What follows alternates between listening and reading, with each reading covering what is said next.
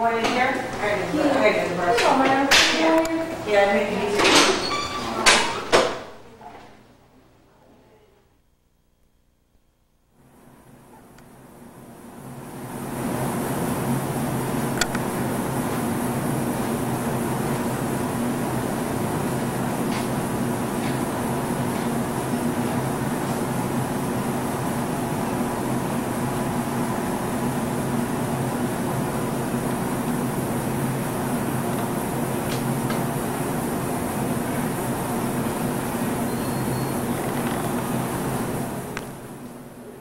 I don't want to be in the picture.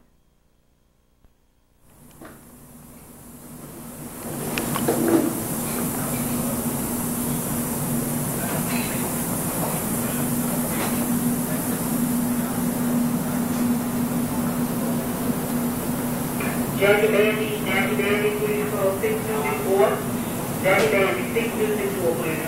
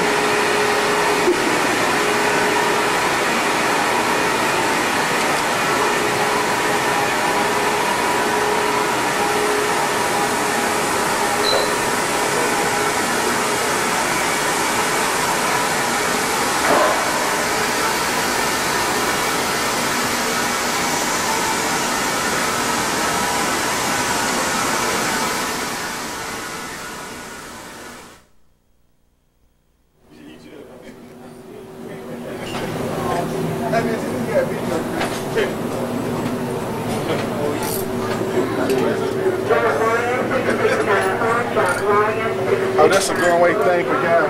Yeah.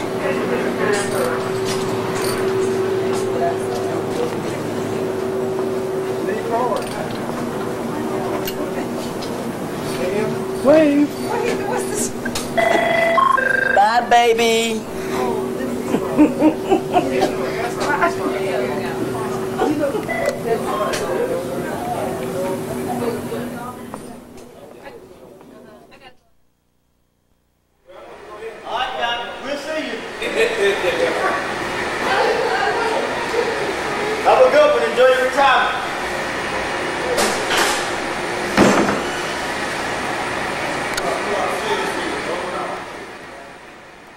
Thank you.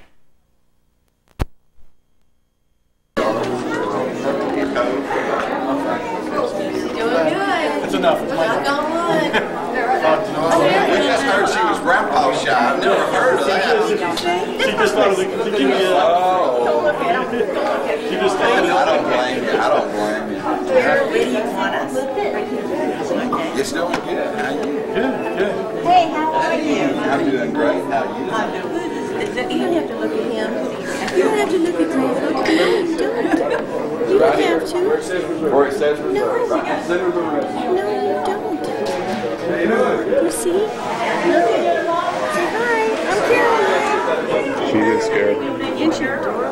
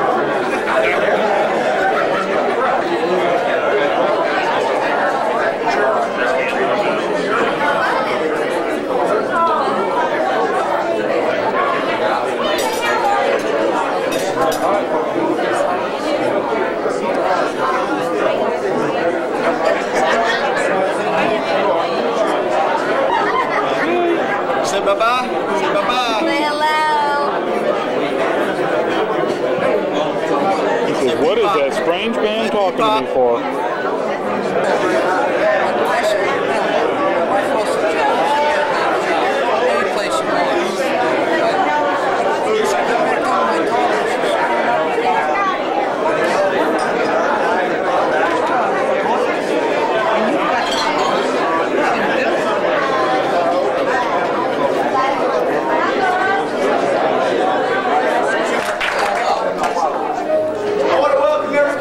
Retirement party for Guy Sulfaro.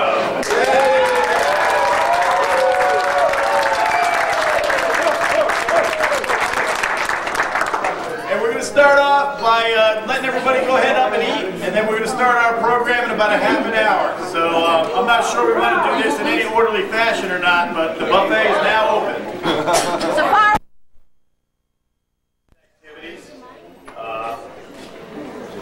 I'd like to welcome everybody here tonight to, I think, the final of a series of about 40 Guy Sulfaro retirement parties. But on a more serious note, as we get started, even though we're going to celebrate the long career of Guy Sulfaro tonight, I'd like to take a moment tonight to remember someone that we lost this week. As many of you know, we lost Elijah Booker this week, and I'd like to have a moment of silence just to recollect what he meant to us. I know he was a fellow employee, and to many of us, a very good friend. I've gotten to know him pretty well, especially in the last 4 months since I've been here at Rocky Mount, and in the last year or two as I've worked with the site. And I'd just like to take some time to remember Elijah.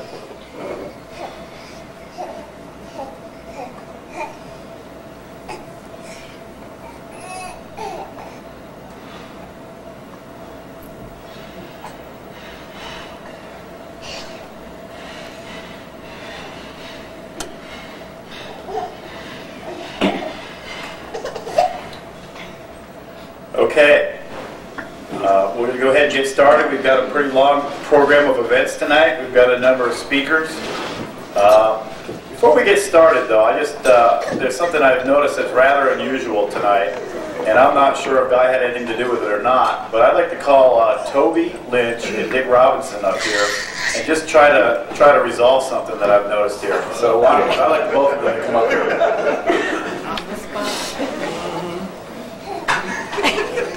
I like them to stand right here. We guys liking something? Let's go tough. You know, I didn't think Guy dictated a dress code. I'm not sure who got the message on the shirt, but the rest of it looks very suspicious.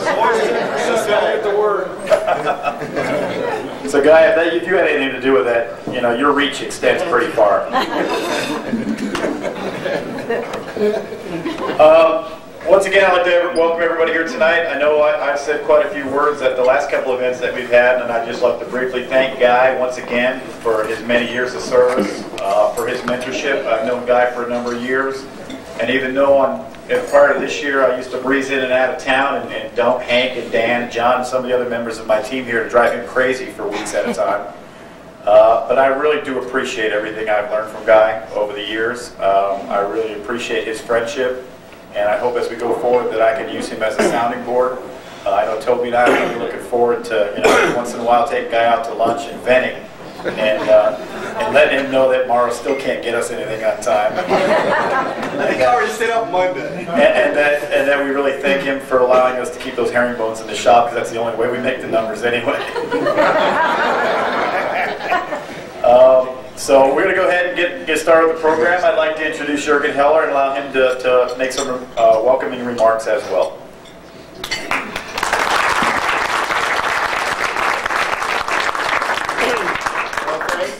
Welcome all together. This is a great event, and it's a great pleasure for me to be here. And again, being the new kid on the block, along with Chris here, we all have a huge gap to fill, a gap with Guy left. And I've been only here a short time. I've been here only a short time, but before I came here, I talked to people, well, we're going to go to Rocky Mount. And everybody was like, okay, Rocky Mount, I know. But there were comments about Guy. It's like, okay, if you have a problem, go see Guy. If there's an issue, go see Guy. I was really surprised, and it was in a positive sense. I'm really getting them here, landing here in Rocky Mount, and getting to know Guy a little. We only spent a short time. He really is a great personality, and I got the opportunity to meet all of you during the Christmas celebration. It was great to see how close everybody got, in terms of almost like being a family. And Guy is kind of the father of this family. He is very well respected. When you get things done, really go and see Guy. And the two guys here in the back, though, they're going to have big holes to fill, which are going to be left by Guy. So the only thing I really can say is thank you very much, Guy, for dedication, for the spirit and the leadership you brought to this team and to the people. Not only being the leader, the people really love you, they like you, are really impressed by that. And thank you very much for your dedication, for your work in the past years. Thank you, Guy.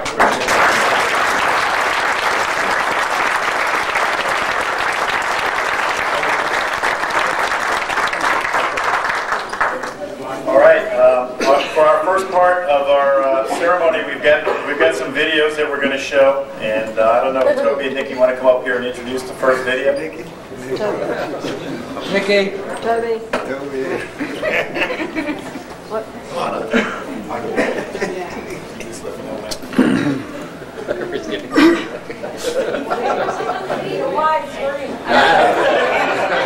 I'm kind of disappointed. This is my first production. Big budget, everything. And we're going to be on a 19-inch TV. Is that 19? Yeah, it isn't.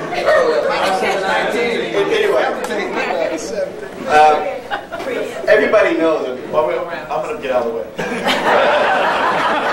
I'm just here to turn the TV on.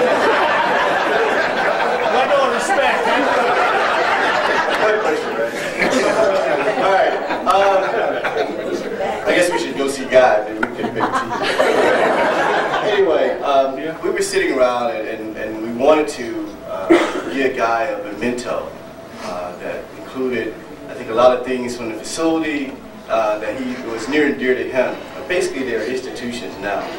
And those two things are, one, our production meeting, and also our team leaders institution. Okay. And really, they are, if you look at it in a certain perspective, what you have is and what we're going to show you, if you look at Guy did things by looking at what had happened in the past and tried to keep us from heading down the failure path in the future. And then also, he was good at understanding what we need to do in the future and then making sure that we were on the right track. Okay? So what we're going to show you here is, I think the first thing you'll see is we're going to give you a look into the future without Guy. And then we'll stop. Can you push that back?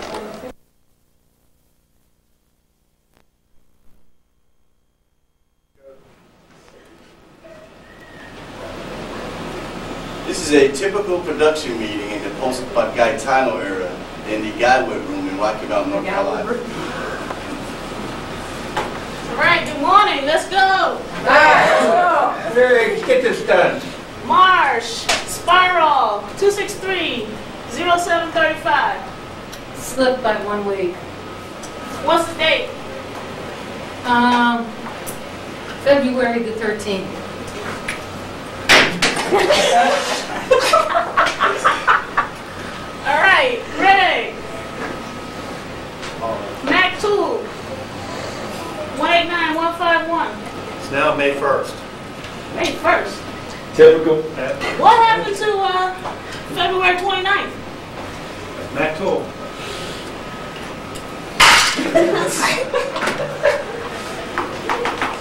Oh my gosh. That ain't gonna work. Sheila. Got an extreme. 98761. That looks like it's going out 1 week, but I'll work it. It's an everyday phone call.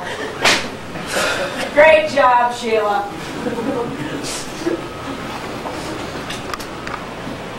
Carol Niles, 254-0443. Parts are on the dock. We got a 2-week backlog on the dock, so I'm gonna have to call my business manager to find out what we can do. Get him in here.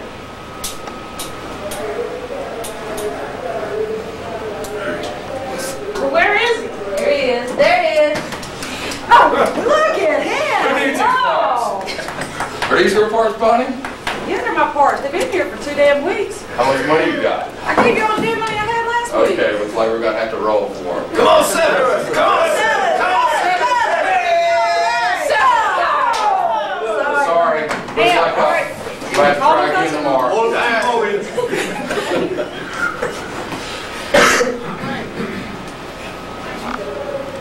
Todd, Allied Screw, 254-3226. Oh, it's on the dock. Been here a week. Yeah, I've got the parts on hold on the dock for EC approval. It's to Rev R. What do you mean an EC? Has anybody written EC yet? Oh, parts complete. We need an EC. People, we all failed. Again? Everyone in this room failed. This has been on the dock for 2 weeks. We can't get it off. Nobody came to see me. Nobody went to see Toby. Nobody went to see Chris. What's wrong with you? Carol Niles, 254-0495. That case record's been in here since January 1st. It's on Brian Roby's desk. I don't know who's working. Brian Roby. Brian Roby doesn't work here. Wanda, Too bad. don't Brian Roby. Yep. We need you to find out where it is. It's probably McCleary. Get it off his desk. Get him off his butt. All right. Custom. Dale. 252-9255. Dale. Hey, Dale. it's on the dock. It's on there. It came in yesterday. I'll go find it. I'll go out there That's now. right. Get up. Go now. Now. Todd. 252-6125. Well, slipped again, but at least it's on track. Slipped again. Slipped from 3-1. Where are we at now? Still on 3-1, just 2003. 2003? What's going on? When are they going to be on track? I don't have a clue. I mean, you know Alex Screw. I can't get nothing out of them. I think they're taking Friday as golf days, and they're taking Mondays off just because it's Monday. I don't know. We need somebody in there. I don't know. No travel. No travel, man. What you gonna do? Alrighty. Sheila, Kier 5. Ooh, this one's ugly. 7952. This one's ugly. Looks like now the date is slipped to April the 14th. That's a Sunday day. Sunday day. Get Linda on the phone. Get a calendar in here. Linda, give me a calendar and bring Sheila some markers.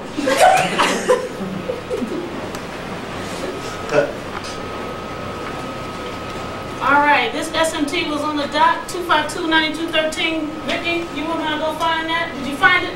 No, there's so many boxes on the dock I can't even get through. Where's Brian? All right, Ventura. 253-7566. It's on a case record. Case record. Those guys ain't made a good part in 6 years, Dale. What are you gonna do with them? We should transition all their parts to BCI. Well, if the prints were right, The prints are always might be right. one You sure issue. can't make a good part. You know it. Let's get out of there. I'm tired of listening to that crap. Ventura's no worse than any other bad They're supplier. smart. You know it and I know it. Yeah, right. Good. Mars, Spiral, 252-6993. Sheila, that is not even on the trigger report. It's not on the 29-week report, and it's not even on MapPack. Well, something's wrong because it's on my past due list. Sam, this is your part, your kit. What's up? That's a pull-in, it's a military order. We can ship it anytime. We need the dollars. It's only pulled in by 2 years. 2 years? Yeah, we need the dollars. How many dollars? You want to make the quarter? I want to make the quarter. I Then want pull to make those the month. puppies in. Get parts, Marsh. Okay. All right, HPG 953-50514. Where's Jerry? Jerry's always late. He's late again. God. Right on time, man. What's wrong? Your parts. The 953-505-4 should have been here today. Where are they, man? That day, no, that day, let me explain. That day was the day that the manufacturer dug for the ore to pour those, to make those screws. And besides, my distribution center is in California. It's snowing there.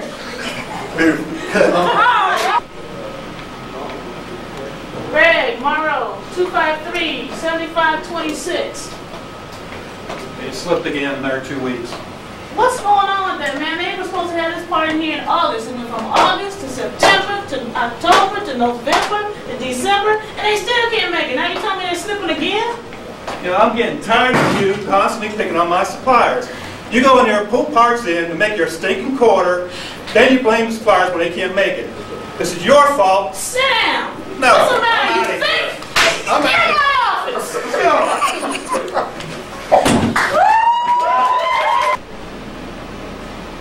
God. Good luck. Have a great retirement. See you in the spring. Yeah. Don't drop the ball. Keep your cell phone on. Never drop the ball. See ya. They can't make it. This is your fault. Sit down.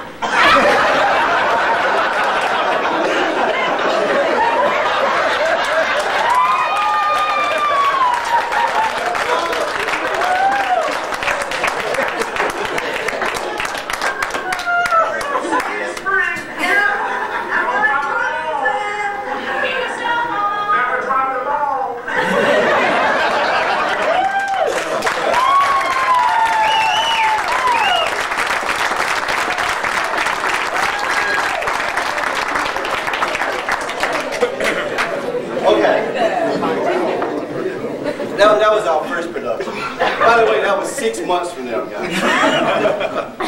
I'm drinking a cup of baseball. All right. Actually, now this is sort of, this is we're going to show you something with the team leaders, and that was comical, but really, we thought we needed to get some hardened input from some of the people the guys worked with for a long time. So the next one's a little bit more serious, but I think the content of what people say is very important. If you can hear it.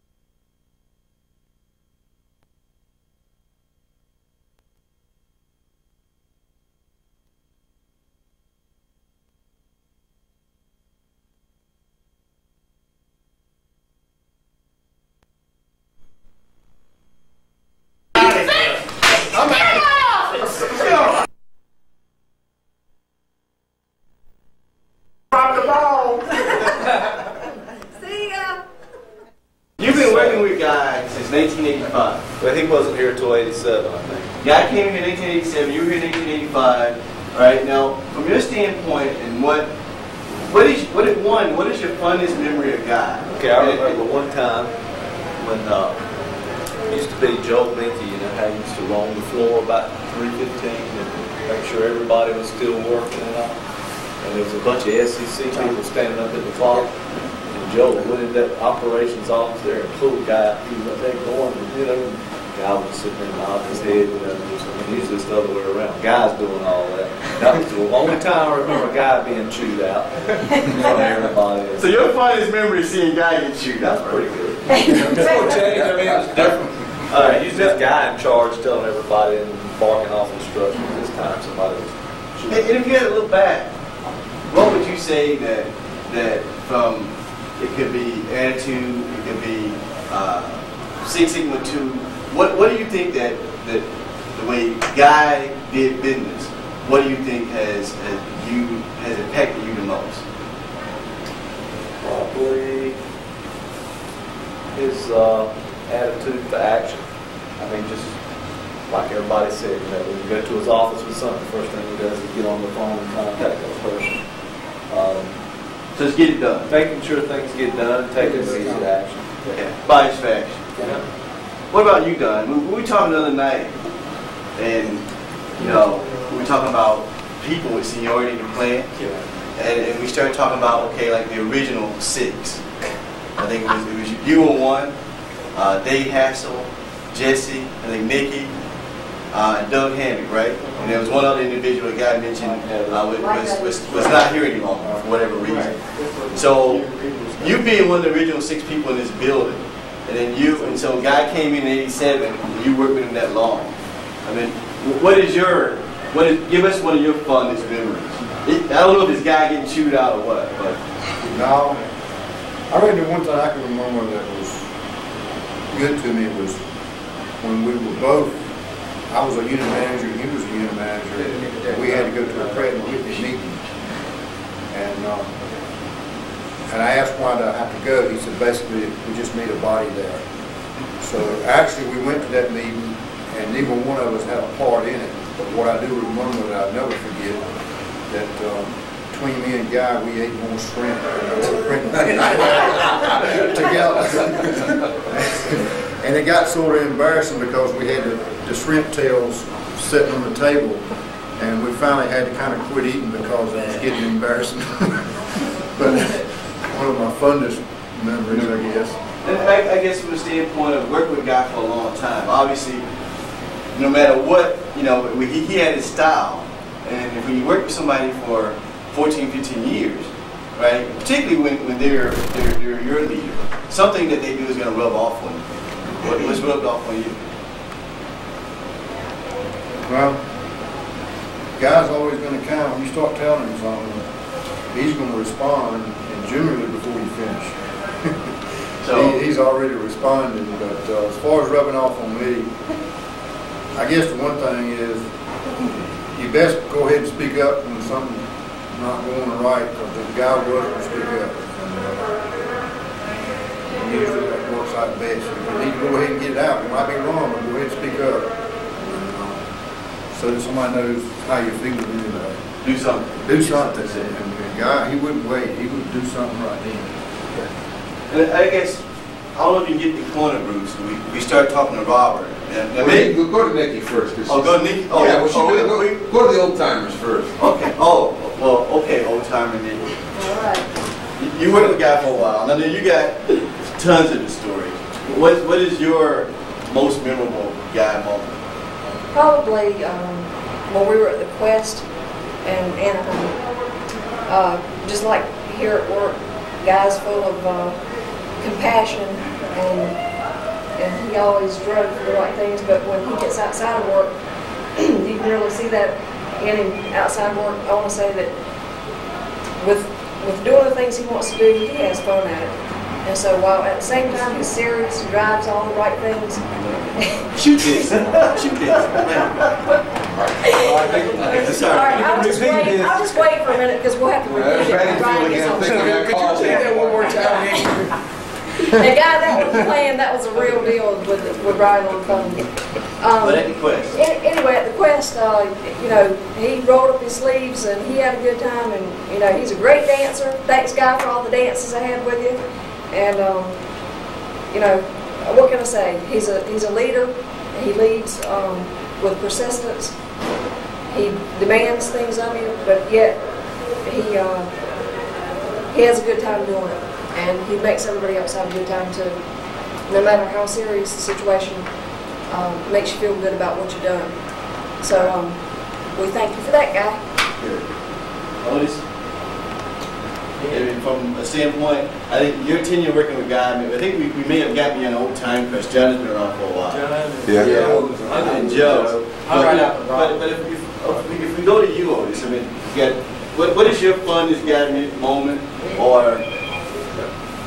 Well, my funnest Guy is just to him talk, his dialect and stuff like that. We say you guys and stuff like that. So that's been my fun. Just listen to him talk and the way he demand and people react when he talks. So that's one of my fun things. Like, I just listen to him. He's a motivator. You look at it positive, but he gets results. That's what we really need around here, results.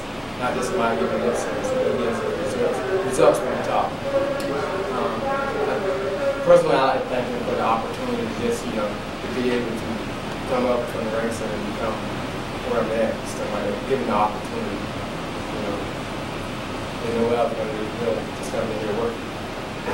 All right, John, you've had machine shop moments. So, yeah, I think that might be a little different than some of the other stuff here. He came from the NT side of the house, but he did come to the machining area, and he came with all 4 legs and 4 feet. I mean, he totally gun-ho when he got there. But I remember a time when he prepped me to do a tour for, I think, some prep people that was coming in the next day, and he said he wants to do this and he wants to do that. When they come through, he wants me to do this and that. So the next day, I came in all ready to do my little tour of the people. And when it got to the manufacturing shop, Guy never slowed down. He kept going. Talked about the St. Joe's, talked about everything that was going on. And I'm walking at the back of the line. But you supposed to be leading to it. Yeah, that's right. So he got to one spot and he says, this, that, whatever, right, John? And I said, yeah, that's right, Guy. And then he went on and said, let's go over to the next department. So that's the only thing I got to say in that presentation was, that's right, Guy. So that's how Guy is. He gets going, it just goes and goes and goes. But I think the problem probably too was that he was in front of the crowd, so you couldn't see him. You just heard him talking, right? Yeah. So I mean, he was doing a good job, and I was behind. No one saw me. I was saying, yeah, that's right. But he's done a lot for us, and I really appreciate all the things he's done for me. And Joe, you've had a lot of that machine shop experience also, right? Yes, sir. I can remember a couple moments, plus production meeting also. I come in the production meeting, during the production meeting, guy would say, what about this part? I say, I don't have a date, guy, for that one. Then he'd start yelling up and down. You get John Anderson, you get whoever you need to get in here, and I need an answer right now. So I would say, yes, sir, guy, yes, sir. And he said, you need to go out right now and get it. So I would get up and go out and get an answer and come back in. But same thing with 414. The guy would get highly upset when you miss a date. He said, well, I need a plan from you right this minute, and you need to get that plan together over the next 2 hours and present it to me. So, he's just a guy that do not tolerate not meeting the numbers, and he don't tolerate a whole lot of saying, yes, I got the parts, and then find out later you don't have the parts. So he just that way. He's a tough guy. I like working with guys. Yes, sir.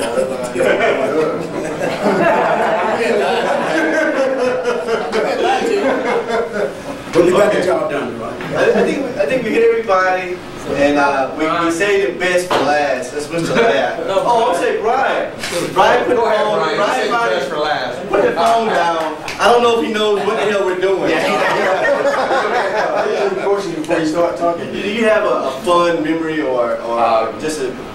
Well, I don't know if you exactly call it a fond memory, but I haven't been in the team leader ranks as long as the rest of these other guys have. But the one thing that I always do remember about guys that, and I always appreciated that with him, is that he held everyone accountable for everything that they did. And just as Joe had mentioned before, is you better always have those answers, or getting the answer and having a plan for it. And he'd always tell me that, and I'd always go out and I'd be real happy with myself that I got everything done. And you know, you go up and just all happy, and you tell guys, says, well, you know, I did everything. He says, well, I need to be a little more proactive next time. So that's one thing I did learn from Guy, is definitely to be more proactive in the future. So thanks for everything, all your support and help. We appreciate it. Okay. So now we get back to the last one, to Mr. Lab. And Robin, I know you got some funny memory or whatever. Tell us about some of those things. Yeah, tell us about some of that lean stuff you I want to hear about those. We want to talk about the lean stuff because that's done deal. We did the right thing. I want to hear that lean stuff. The lean stuff Why don't you start by telling us what Guy's shoe size really is?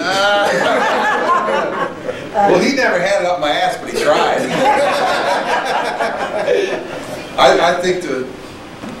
I think I used to always challenge Guy and piss him off because I never did like to come to his production meetings in the morning. I refused, and I'd send Joe in here and John in here, and then when they were gone, I was supposed to come in and cover. I was never here for you, Guy. And it came to a head about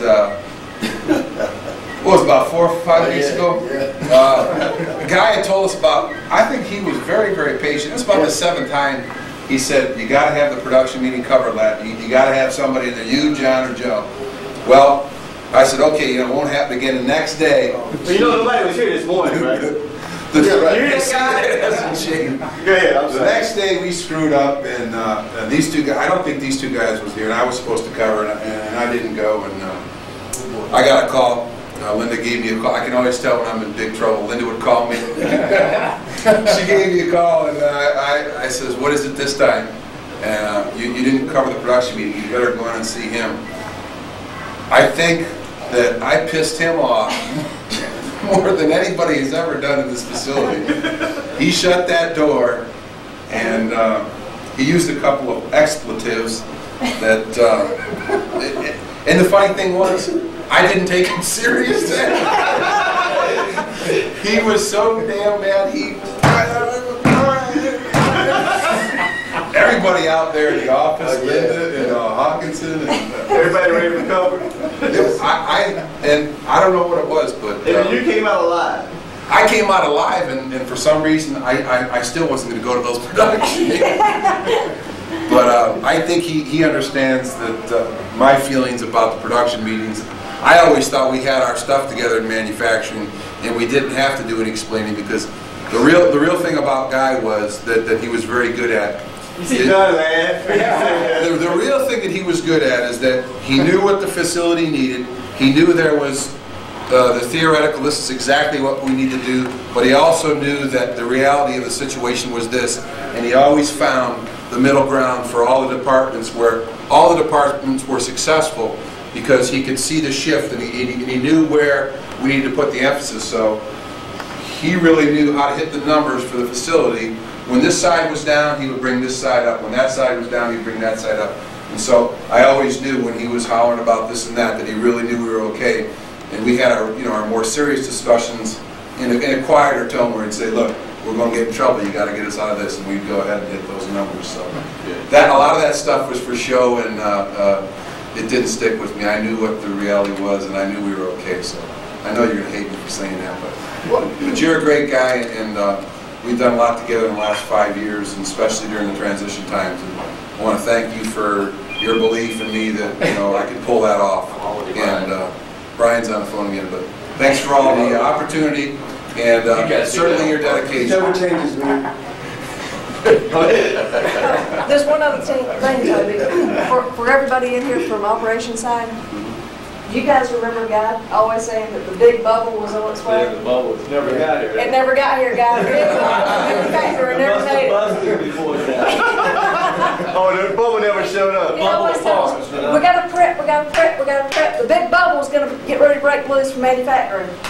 What do you say? We didn't deliver? Never. Never. Oh, bullshit. Oh, bullshit. They're always yelling for supplier quotes. Oh, get out of here. Get out of here. We made the numbers. We made the numbers. We made the numbers. Okay, let's cut and we'll just say Michigan. We'll Michigan. Well, Michigan. Good luck. Good luck. Good luck. Keep in touch. Okay. Michigan. I don't think we need to say no more.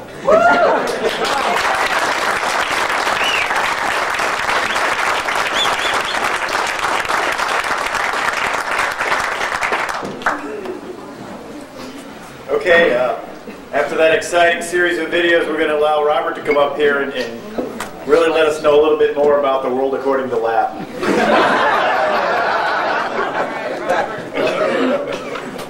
Put in mouth. We gave Guy a little present the other day in the cafeteria. It was a JSF fighter, and I know he was liking it, but he was thinking about something else, and I could tell he was thinking about something. So we got together back in the shop. Stand up, Charlie. Charlie and Willie Hawkins.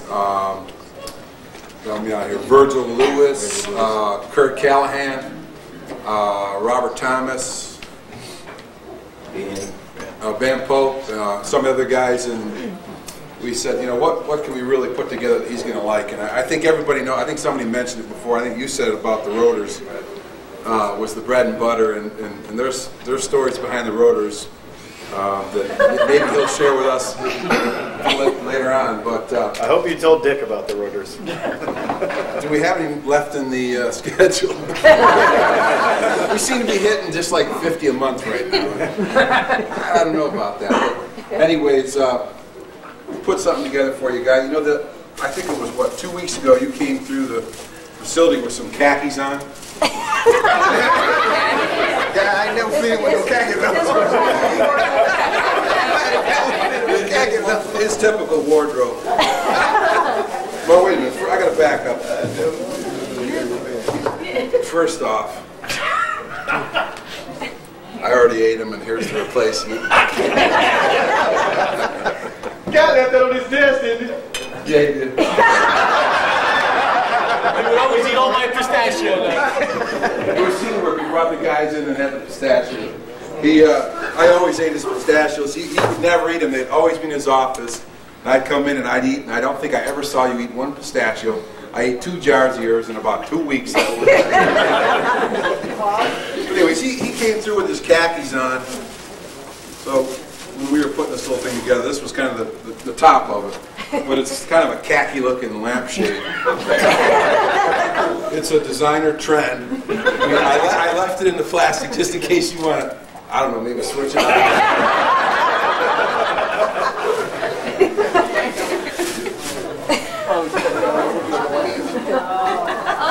Why don't you come on up, guy? I want you to take a look at this.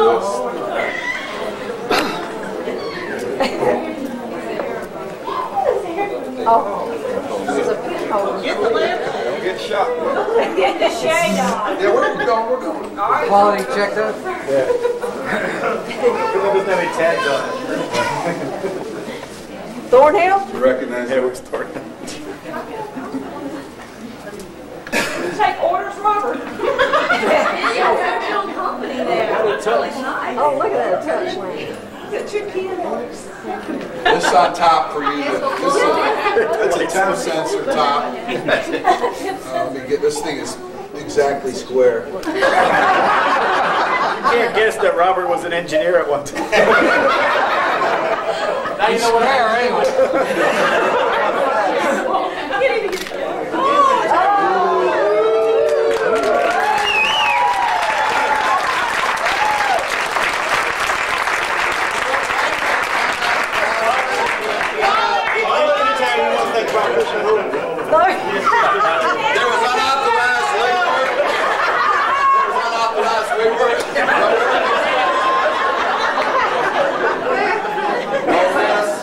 So, you got to disposition this tag. You know. Now it doesn't work. It's your car. What it's got on the light is it's got a hydraulic rotor on the bottom, which I know you have fond memories of the transition from Fort Lauderdale. And it's got 3 of the herringbone rotors that are coupled together to make a nice shade. And then, like I said, the temp sensor on the top. And you know, Charlie really worked hard on this thing with the guys and did a super job on it. It has Guy Sulfaro Honeywell 1973 to 2002. All right.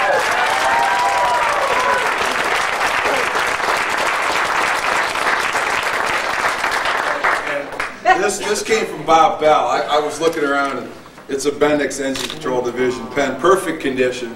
So that goes in the rotor, and then of course, you know, Allied went to this plastic thing here.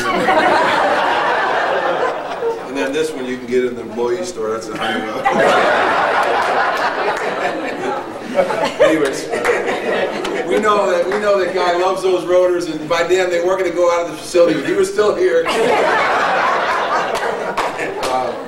So that's it. That's with a lot of love from everybody in the manufacturing shop, and I know that everybody else in the facility stopped by and looked at it, and we just had the means to put it together for you. But it's really from the facility, from the site, and I know you're going to love sitting down there and watching the Dolphins next year. And then you can just. Thank you, Charlie. We tried to make you a real little base, so we push it over. You know, I mean, you push the rotors. You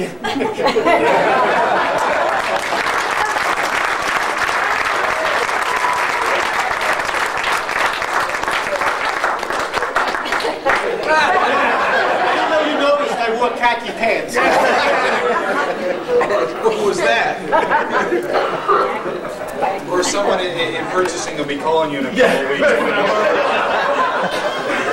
We'll do a buyback. All right, next on the agenda is Lori Hartman.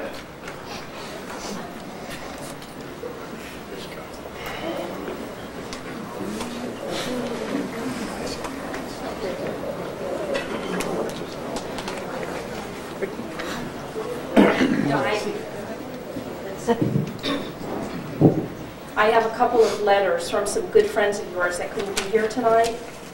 And one is from Tom Lamantia. And one is from Cheryl Jones. I'll save Tom's for last because that's really.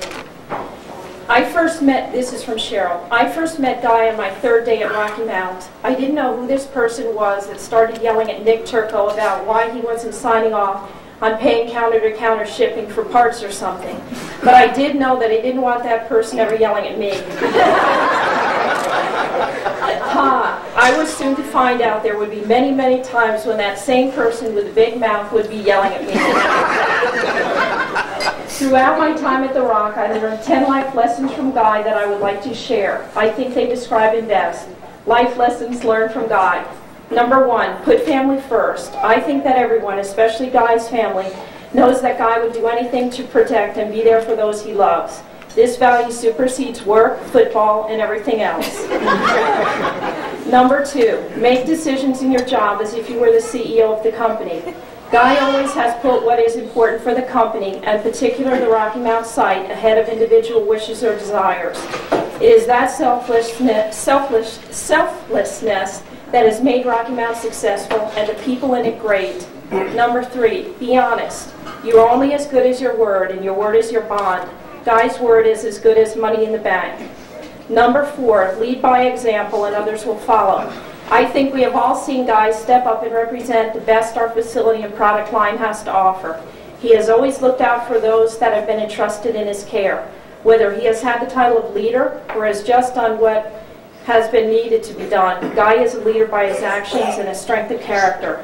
Number 5, have faith in your convictions. If you believe, keep working others over, and eventually either they will believe or you reach an acceptable compromise that supports your beliefs. Number 6, be brave. Whether you are in a like-minded crowd or a lone voice spinning in the wind, stand up for yourself and be counted. Be direct, share your opinions, and let others hear what you have to say. Be brave, but don't confuse bravery with life lesson number 7. Number 7, don't be stupid.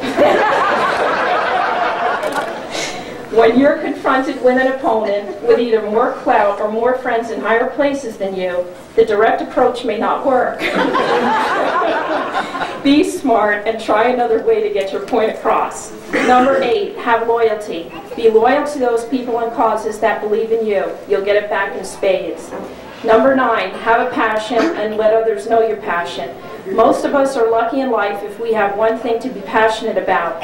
With Guy, you know there's at least 4. His family, his people, his plant, the dolphins. Well, you can't pick people's passions. Maybe Guy will wise up on those dolphins. But sharing your passion creates passion in others, which is a very good thing. Number 10, make a difference.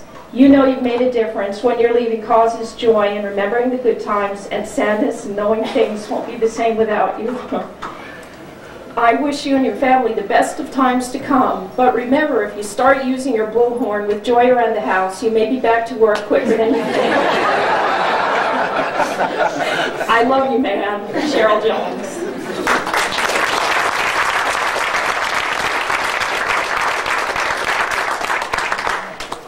And this one's from Tom Lemons. And for a few of you that may not know it, Tom was what was then general manager. He left a few years ago. First of all, I very much wish I could have attended this party. I think everyone knows of my affections toward the plant, and especially toward Guy. Unfortunately, I have family issues that will keep me in Phoenix, but I will be there in spirit and couldn't help but add my 2 cents. I remember the first day that I walked into the plant. I saw this little Italian-looking guy standing in what I thought was the purchasing manager's office, yelling, "Where are my parts? Those blank suppliers are killing us." On my last day at Rocky Mount, as I was walking out the door, I looked to the left and I saw through the window Guy in the purchasing manager's office. The discussion was very animated, and I could see Guy mouthing the words, "Where are my parts? Those blank suppliers are killing us." As Guy goes into his new life, I would like him to remember a few things. They are as follows: Morrow, Walerico, transition team, spinning spool valve, crash augmenter bodies, O-rings, Niles Precision. Now that I have brought back some old and probably not fond memories, let me give you something else to think about. White sand beaches, midnight buffets, tea time at 9 a.m. on Wednesday, unlimited time with the grandchildren, morning coffee out on the deck, joy pampering you, and in parentheses he put, maybe that's going a little too far. Just think of the possibilities.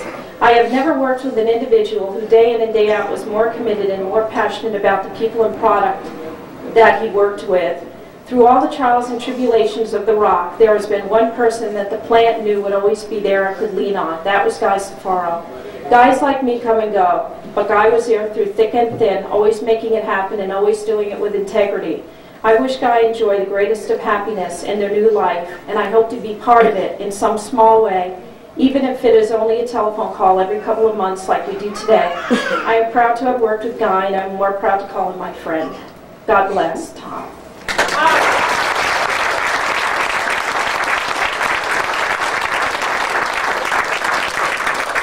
And just for myself, Guy, I'm going to miss you. And I didn't take the time to put some nice things together like this, but the sentiment is the same. Thanks for everything, and I'll miss you.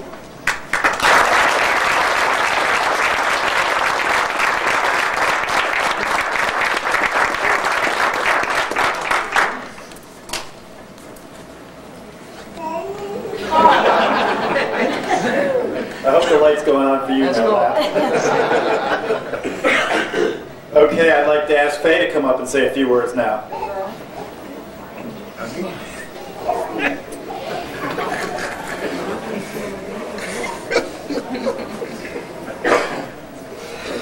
Well, I usually can say that Guy's my friend, but when I get through tonight, I might not be able to say that again. Does the name Swanee ring a bell? That goes way back to college days when you had smooth little baby cheeks and, you know, all that stuff. When I came to Allied Signal, I thought, a lot of people said that you had to be careful. Watch out with Guy Sulfaro because he was a tough sob. And I went, he's a tough sob, okay? I'm going to watch out for him. But they were spelling it. You know, they were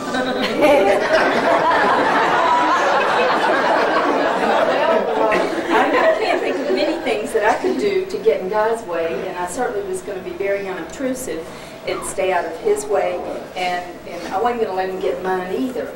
But I didn't want to meet up with the sob ever, so I just kind of ducked and hid, and then we finally got into take your child to work day.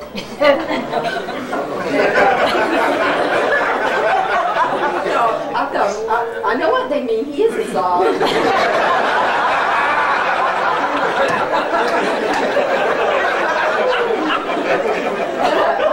I was so fortunate because I know a long time ago, a very wise woman, my mother told me that behind every good man, there's truly a good woman. And I met his good woman, good woman, good woman. It's true, it's the truth. And when I met these ladies, I thought, well, maybe there are two guys Sulfaros. There's got to be, because there's a sob at work and there's a pussycat at home. I just couldn't quite get it all together. So through the years, we've had our moments. You know, he'd meet me in the hall and say, why didn't you talk to me first? And I thought, there's a sob. You know, there was this angel man that his children call him Little Legs. His favorite food is pizza. His favorite holiday is Feast of the Seven Fishes. And the most generous, kind, warm, loving man. Every time you come in and out of this house, his arms are open and he's just welcoming you and making you feel so very special. And if you ever have any problems, his loyalty just runs very, very deep. Just very, very kind man. So I never did decide if he was the sob or if he was the pussycat. When he goes home to 104 Granite Court, he definitely is a pussycat. Kyle with the 100,000 smiles and Caroline with her sweet little face got him wrapped around their fingers. And I think these ladies sitting at the table with him do too. God, I love you. I'm going to miss you a lot, but I'll be around. Don't worry. And I'm going to be watching for that sob at work too. Good job.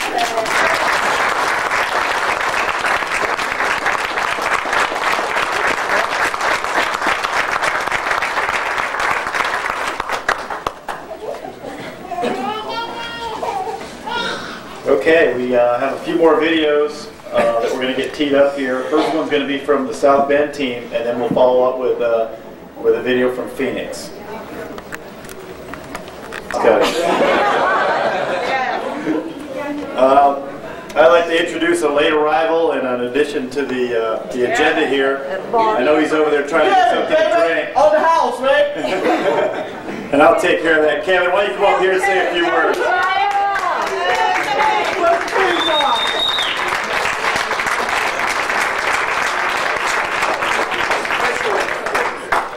Hey guy, congratulations.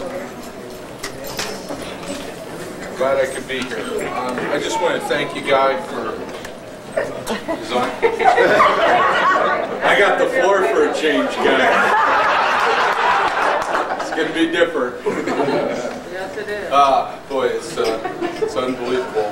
I know a lot of what was said on that tape is true, but Guy's taught me a lot.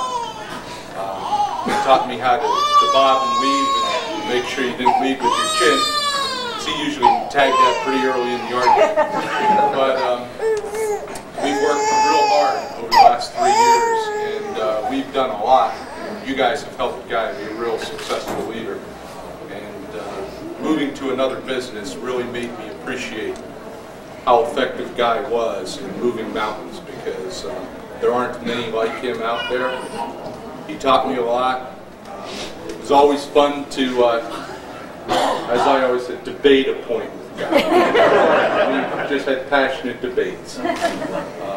But I really enjoyed working with him. I'm going to miss him, and I hope I have an opportunity to stay in touch with him. He taught me a lot. Taught me how to hopefully get along with people and inspire them to move mountains, because we did. We did some phenomenal things over 3 years. And I'm really proud to have worked with Guy and to be part of this organization. So good luck, guys.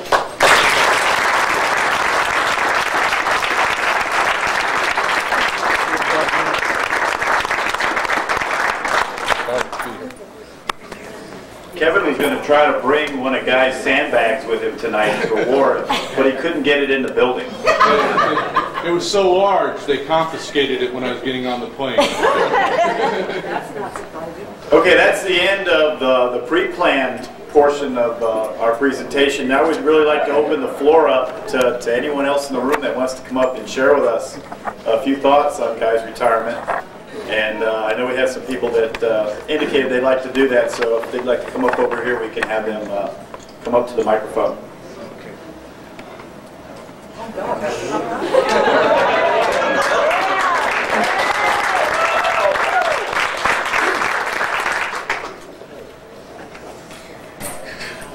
Daddy. Here you are, surrounded by people who care about you and respect you, personally and professionally. And over the past 30 years, you've led two very distinct lives, but in many ways they've overlapped. Daddy, I love you so much, and as long as I can remember, I have idolized you.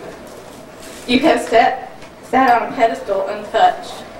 I'm so proud of you and all that you have accomplished. Tonight I would like to recognize you for all your achievements and the special qualities that helped get you here tonight. I have a special gift for you. This gift is intended to symbolize how Guy the businessman and Daddy the family man many times ran parallel to each other. I have here a ring. This whole ring is a symbol of you and why you are so special to so many people over the years. The first feature of this ring that I would like to recognize is that it is a circle. A circle has no beginning and no end. Daddy, your endless passion, charisma, commitment, and loyalty to your career and your family helped build the stability all around you, at home and at work. You taught me that goal setting and tenacity would make me strong and secure. This ring also consists of 3 diamonds. These 3 diamonds represent your past, your present, and your future. Your past was pure and beautiful. You and Mommy began a life together with just so little. Your love was so pure. You made many sacrifices to provide for your family. Your present is clear and certain. Here you are, retired after decades of continuous service. It is time now for you to reap all the benefits of retirement. I believe in my heart nobody deserves a life of leisure more than you. Finally, your future is genuine and deserving. Nobody knows what tomorrow will hold, but you now have the opportunity to begin a new chapter in your life. There is no doubt that you will continue to challenge yourself and move on to new and exciting endeavors. Finally, this ring consists of gold. Gold is a symbol of strength, endurance, and stability. At home, you were the backbone of our family. You were our rock. Mommy and I did not always have the best relationship. You helped mend those fences and bridge the gap between us. You have always extended the olive branch to make difficult situations better. I am so grateful to you for all your love and your support. You are the apple of my eye. In conclusion, there are 3 personal and professional attributes that have remained consistent throughout the course of your lifetime, and now will be a part of your future. I will now provide one word to sum up each characteristic of this ring. First, the gold symbolizes strength, the circle symbolizes admiration, and the diamonds represent love. When you put it all together, Daddy, you get Sal for short. You are living the dream Grandpa had for you. You became the man he always knew you would be. Now when you wear this ring, you can think of him. Last night, Grandma and Grandpa paid me a visit, and since they cannot be here in body, they asked me to read you this letter. It is titled, A Letter from Heaven. Our dearest son, Guy, we are so proud to see you here today. We have been watching you along the way. We have seen all of your good days and bad days too. Each time we tried to guide you through. You have done well in Rocky Mount. Too many good memories for us to count. Your new home is beautiful all throughout. The colors and decorating was joy, no doubt. Cruising with you is always fun. It's our only chance to catch some sun. Cruising for sure cannot be beat. There is never an issue of finding something to eat. The Taj Mahal was our favorite of all. Your dad and I had a ball. It seems as though Busch Gardens will soon be here, and when we get to ride with you, we will laugh and cheer. We know you think about us quite frequently, and unfortunately, since it's us you cannot see, we will tell you how we're doing, happily. Our days are bright, happy and free. Together we walk, gracefully, waiting to see what your next adventure will be. God, do not worry about us. We are happy and content, because our life is now forever, heaven sent. Until we meet again, Mom and Dad. Thank you.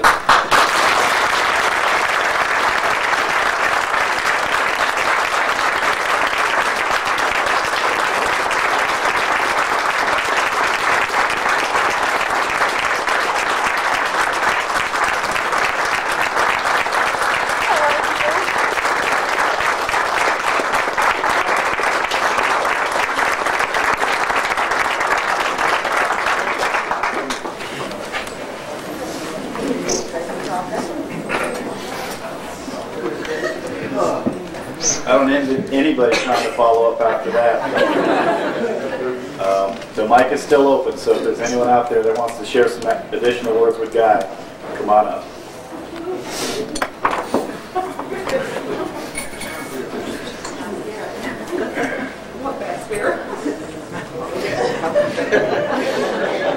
I do follow in his footsteps a little bit. I agree. It's very hard to follow up behind that. Congratulations, Daddy.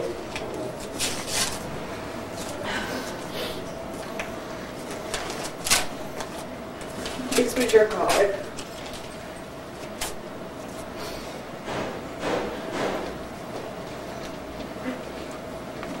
Daddy, today starts a new chapter in your book of life. Your previous chapters include a strong marriage to a terrific wife, friend, and mother. 2 children who love you more than you will ever know. And 2 grandchildren who have the joy of knowing a wonderful grandfather. Your book has been interesting to this point, and I feel confident this new chapter will be just as enjoyable. You are more than a father. You are a role model, provider, friend, and most of all, a daddy. Your work ethic inspires me on a daily basis. When days are tough, I think of you and all you sacrificed for your family to be in the position you are in today. You are the most deserving person of an enjoyable retirement. For all the obstacles you have overcome, you deserve happiness. When you reminisce, you should be proud of your accomplishments, and you have so many. Always remember, I am so very proud of you, and I love you. Enjoy your retirement. These are 2 gifts. One's kind of more of a gag gift, and one's something for you to do while you're at home. Something that you enjoy, brings back memories, and something that you've always wanted to do for as long as I can ever remember. I love you, and congratulations.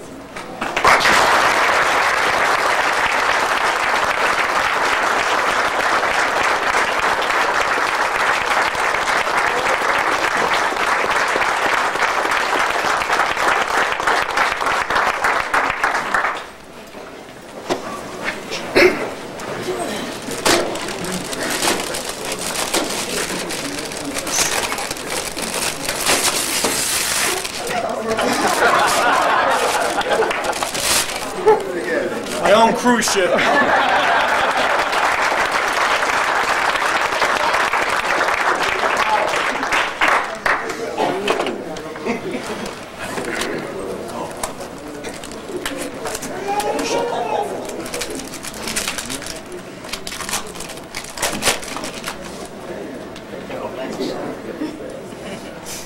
3 golf balls that say sweet retirement.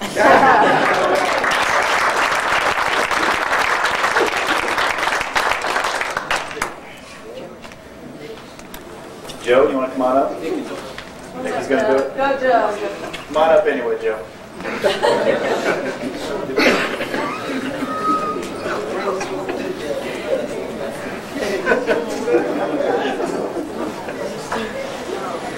Well, I'm worried about losing my cool and crying up here, but you guys took care of that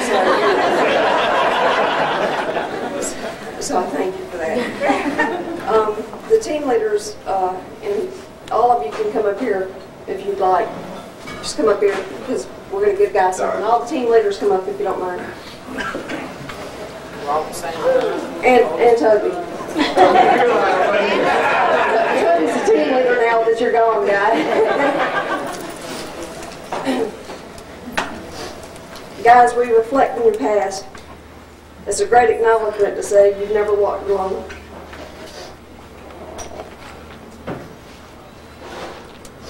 Not at Honeywell, not with your family, and not with your heart. As life's plan unfolds, we come to realize what is important in our relationships with our family, our friends, and the divine. Our wish is that you use all these gifts for every occasion to enhance your relationships, to say I love you, or just as an acknowledgement that the bonds that we form are always everlasting in memory as it is in your spirit. We consider you a true teacher, leader, and a lifelong friend, and we love you. So on behalf of the team leaders, please accept this gift.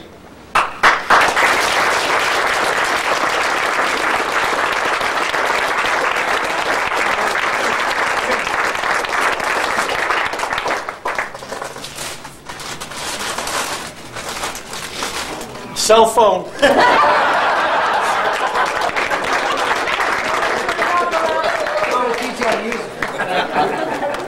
The phone do work, but we got to work out a few spots.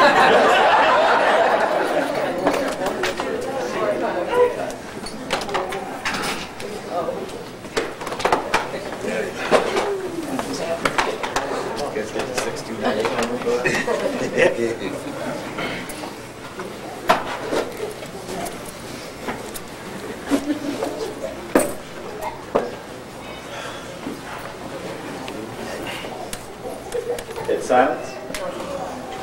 Yeah. Dave. Dave. Come here, guy.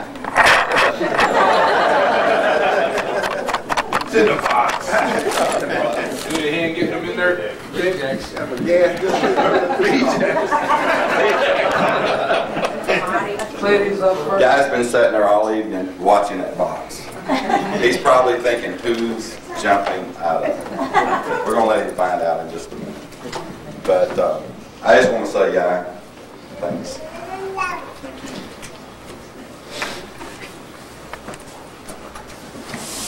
This is yours. This is yours. Terry and I wanted you to have a Gaylord box. We figured you could probably use it in the garage. But really, you're going to have to open it. It's from the facility. It's from all of us here.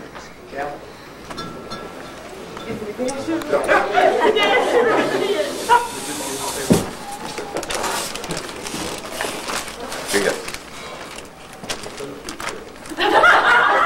That's in the whole box. That's it. 2 golf balls.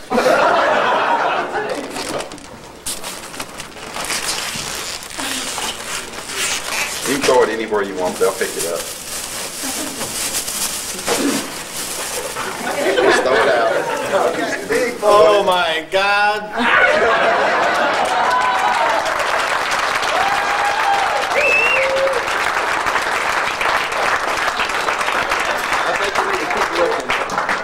Keep digging. I'll hold it. He is just digging I think just a touch of pink. Play caddy. What are they? What are they? Kings. Ping out threes. Hurston. Guys, question, but they're going to get delivered. Just throw it on the floor.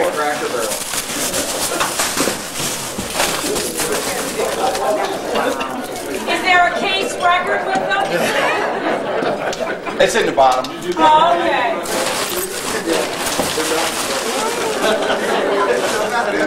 Come on. Don't fall in, guys. Oh my God.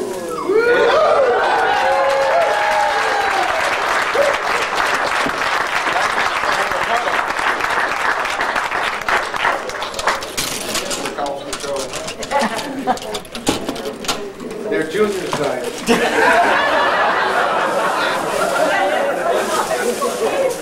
Terry said you always did make a mess when you were packing. Anything else in there?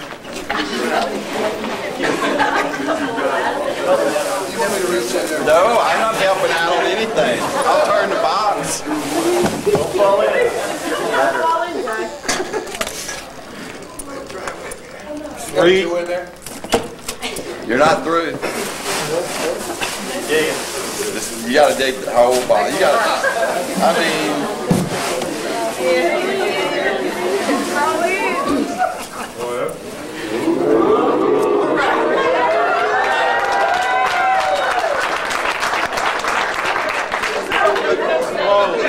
What number's that?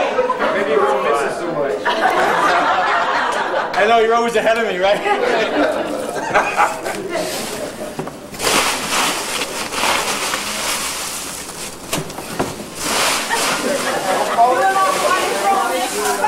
You might as well crawl in. It's in there. You gotta keep looking.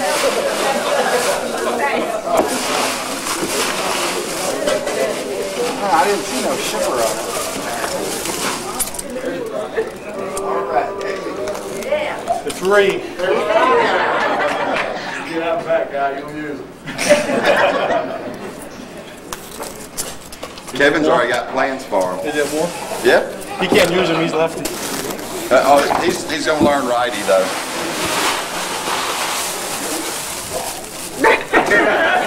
I know there's one more in there. It's gotta be. No, he threw it away. He's got to go through the trash. Dump it upside down. Okay. Get in the box. All right. Now you got to go through the trash. There's one more in here. You just threw it away. Pick up the bag. Leave it to a quality guy. Here you go. You got to help out operations.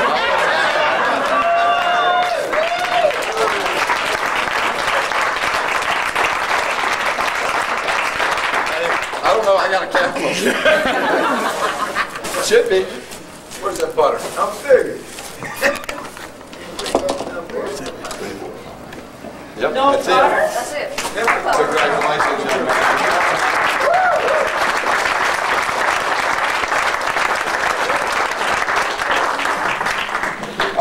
I noticed you come in with a folder.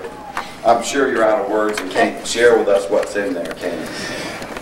I have to say something. This is all yours. All right. Here we go. We're in trouble now. Oh, yeah.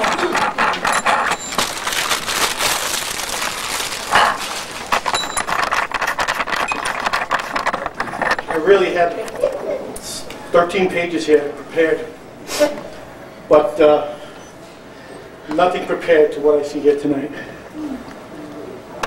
The love that was shared out here tonight is more than I can even imagine. The gifts are beyond my expectation. The thoughts from my family beyond what I could even dream of.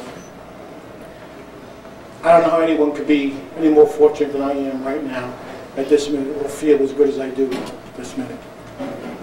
I personally want to thank everyone for sharing this night with me. It's something that I will cherish forever.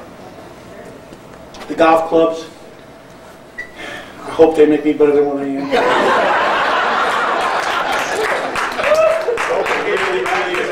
set, and I'm sure it'll be put to use maybe as early as Sunday. Les knows how I play. He's usually out there ahead of us, and we never catch him. So maybe this will spur me on. The ring that my daughter had given me, and the symbolism that it has, will be with me forever. The motto and the card my other daughter had given me will stay eternally in my heart. There's so much other things I want to say. Faye, you're wonderful. You're wonderful to me, to my family. And if I'm that SOB, I'm sorry.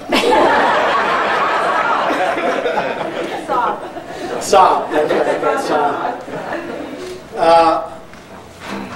I really have some stuff prepared. It says a lot because I prepared it from my heart. This is not me because I usually take things sporadically and spontaneous, and I had to prepare this. So you're going to get this, whatever it is, whether you like it or not. Give you 2 weeks to put it together. I'm glad for the last 3 or 4 days at the site I really wasn't doing much because it gave me a chance to prepare this.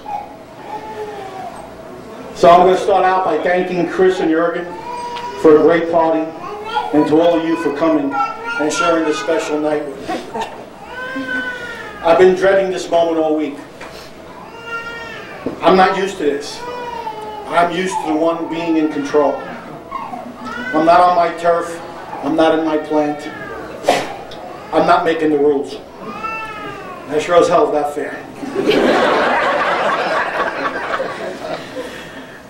I have been told that I am the rock, but right now I feel like I'm a little pebble.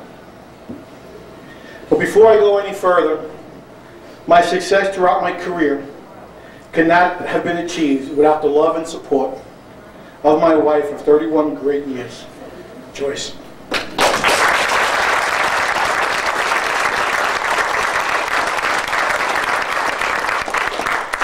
She had to endure many years of end of the months, even before honeymoon. She had to endure putting off vacations because of crises. She had to endure putting surgeries on hold because there was a meeting I had to attend. She had to endure a husband who was not around much for 10 months, traveling back and forth to Fort Lauderdale. And finally, she had to endure my priorities, at times getting all screwed up. But through it all, she put things in proper perspective, supported me, and loved me. Babe, you are the rock. You're right.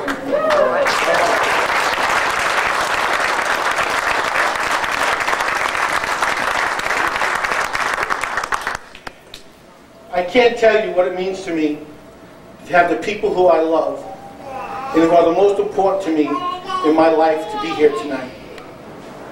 My daughter Jackie and her husband Kevin, my daughter Christy and her husband Chris, and finally my prince and princess, my grandchildren, Kyle and Caroline. I will cherish this evening forever. It has been a turbulent and fabulous 15 years at Rocky Mountain. I first arrived on the scene in 1987. I was transferred from Durham because, if you're ready for this, they needed someone who was not dictatorial and very participating.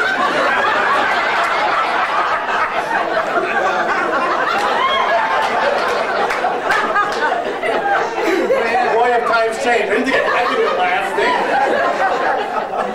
I never thought I would last more than 6 months. Fortunately for me, I was wrong. The past few weeks, people have asked, what are you most proud about during your career? And there are a few. But here are the most important ones. Able to sustain the change and survive change. From our leadership to operations. From Hill Clark to Gene Hill, to Tom McCormick, to the management team, to Ivan Larsh, to Tom Armatia, to Mario Sanchez, to me, to Rob Wilson, and finally to Chris and Jurgen. That's one hell of a list. And people want to know why I never moved up front.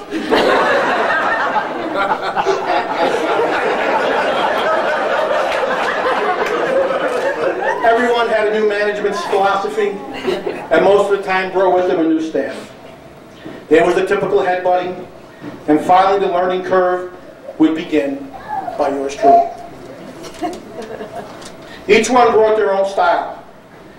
Each one taught me many different things. I especially like to thank 3 of them who were instrumental in my career and my leadership style. Ivan Losh, who taught me compassion and to know your people. Tom Lamatia, who taught me... You can't interrupt me, man, because I'm on a roll here. To Tom Lamatia, who taught me how to use a team approach, to be fair at all costs, get advice, but make your own decisions. And finally, you can change your mind. Rob Wilson, who taught me what credibility meant, to be encouraging, how to set a good example and follow the rules, and finally, to be yourself. These men have been my mentors in my life, and I still call them for advice today. Secondly, the people who have worked directly for me, that have seen develop and grow, leaders of our organization today. John Bolton, Easter Commercial Sales and Marketing Manager. I think that's his title. Tommy Eller, Aftermarket Manager, and doing a lot of stuff with finance. Toby Lynch, A&T Manager, and he doesn't know it yet, a whole lot more. Mike McDaniel, who is now hobnobbing with Bob and Larry. His words, not mine. When they first arrived, they were young, they were brash, they were green, and they knew it all. We went through some hard times and many good times. We had many closed doors meetings and open dialogue. Through it all, they learned, they developed, they achieved. I also learned from them. I learned many things. One of them was that I wasn't always right. These 4 were affectionately known as my 4 sons. Like any leader, they have made me proud of their accomplishments and leadership positions in the organization. They are a highly talented group with unlimited ability and the right people to lead your organization.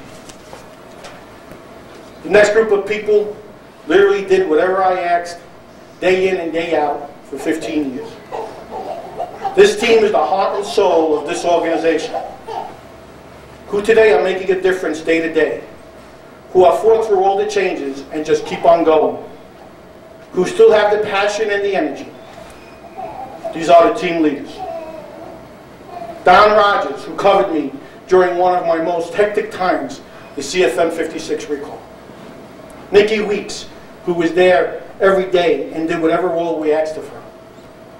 Sam Greganis, my R&O guru, who kept me out of trouble with the Air Force in Denny Ports. Louis Jacobs, who would make sure things got done, no matter what shift he was on. John Anderson, my machining expert, who always makes it happen. Robert Lapp, my lean expert and transition guru. Moving operations to Singapore was a tremendous accomplishment. But he still has a knack of driving me nuts and getting on my nerves.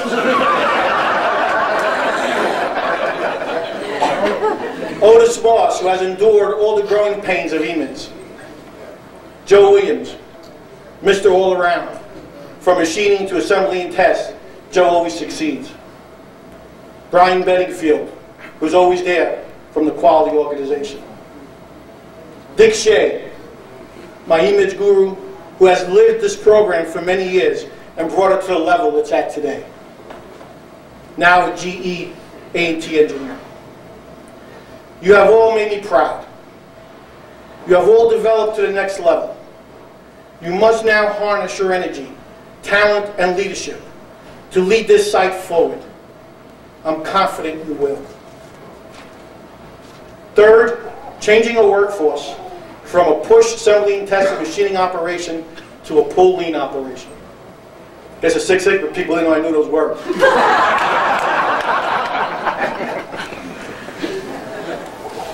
Are we there yet? No. But we are a long way from 30-foot tables, paperwork instructions, no tools, and cabinets dividing each work department. A workforce that worked hard with me throughout the years, every day, to earn and gain mutual respect for each other. I remember my first town hall meeting. It lasted 1 hour and 45 minutes, and I got grilled and crucified, mostly by Elmora. But we stayed with that communication tool. It worked. It was a major driver in the working relationship that developed. Town halls now took me 45 minutes. In these meetings, I gave hard messages and soft messages, good news and bad news. But at all times, we could look at each other in the eye and knew we may not agree, but we understood and respected each other. I have said it to whoever wants to listen over and over again. Rocky Mount has the best workforce in Honeywell. No one is more dependable, dedicated, or technically savvy as our Rocky Mount technicians. The underlying factor of why Rocky Mount has been successful is its workforce. Thank you for your support over the years. Next, my 7 o'clock meeting participants. I was going to say buddies, but I think that'd be pushing it. I know this was a chore. You listened to my ranting and raving, and even my humor. You had to deal with your talents being questioned constantly. You had to understand and be pounded by the word urgency, urgency, urgency. But through it all, you acted professionally and got the job done.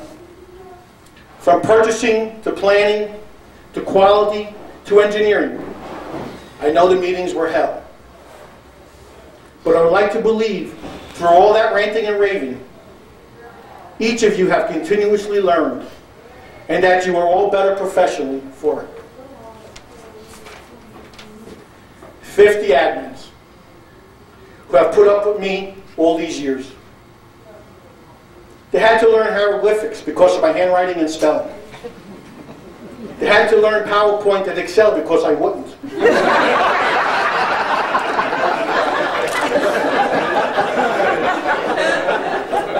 Darnell, in the early years, knew what I wanted and made sure I stayed out of trouble. We both learned together. Georgia had only to deal with me for a few months, but at some of the most hectic times of my career, when Mario left, I wanted everything now and had no patience. Finally, Linda, who was affectionately called my day wife. A name given to her by my wife.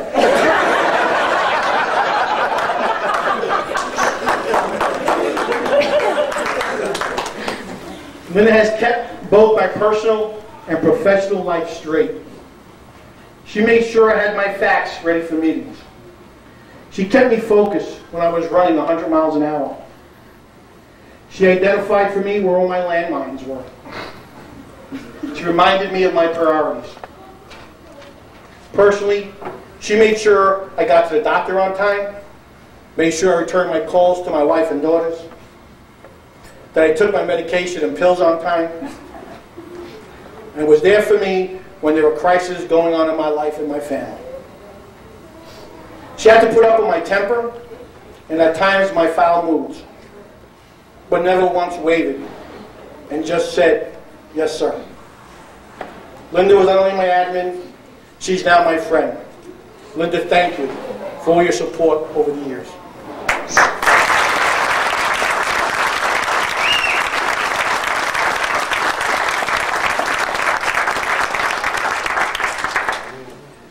Next, being part of a staff that makes hard decisions, that has a passion for doing things right.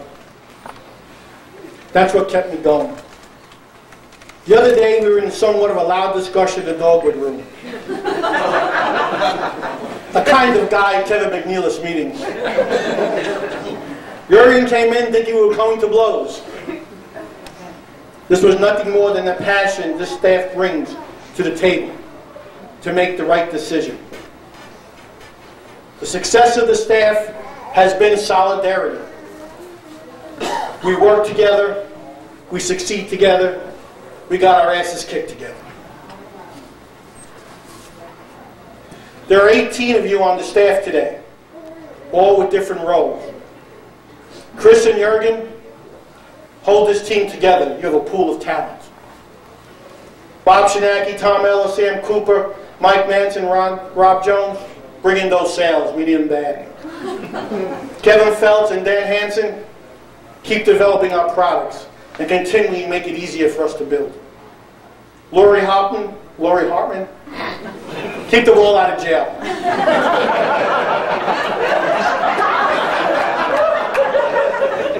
Bill Holling, keep driving those Six Sigma projects.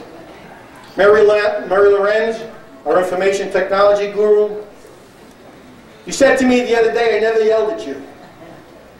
I didn't have to. Your support is tremendous. Dave Lucan and Sheila Lunderman, you have it tough.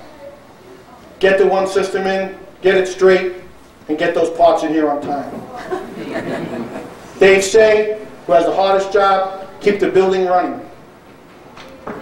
Dick Robinson and Toby Lynch, you have the torch, keep it burning. Dave Thornhill, our quality guru, your friendship and professionalism, I will hold on forever.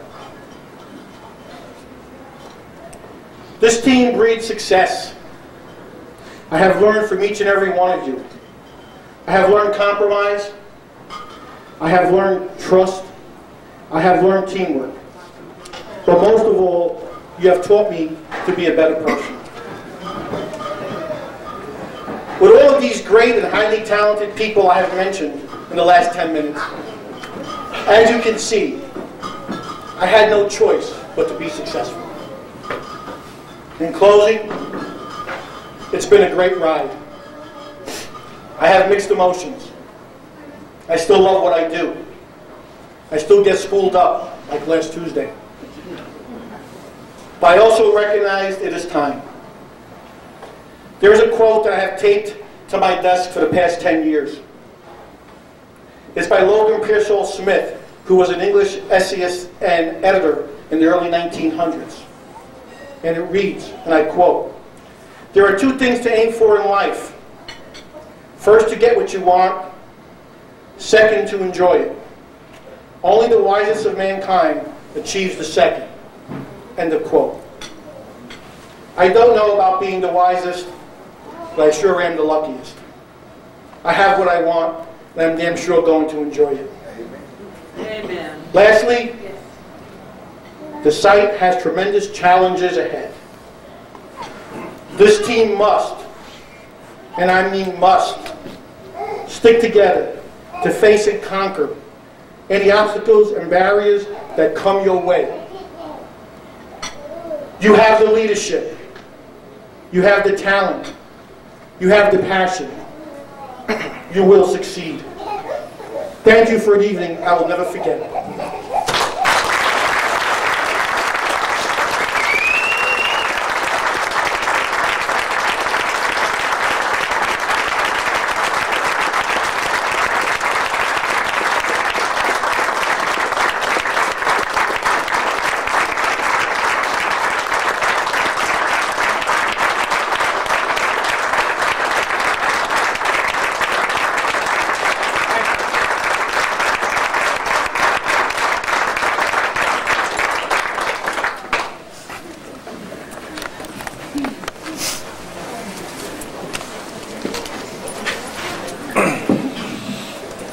I guess there's nothing left to say, but thank you so much, Guy, for everything that you've done, and good luck in your retirement.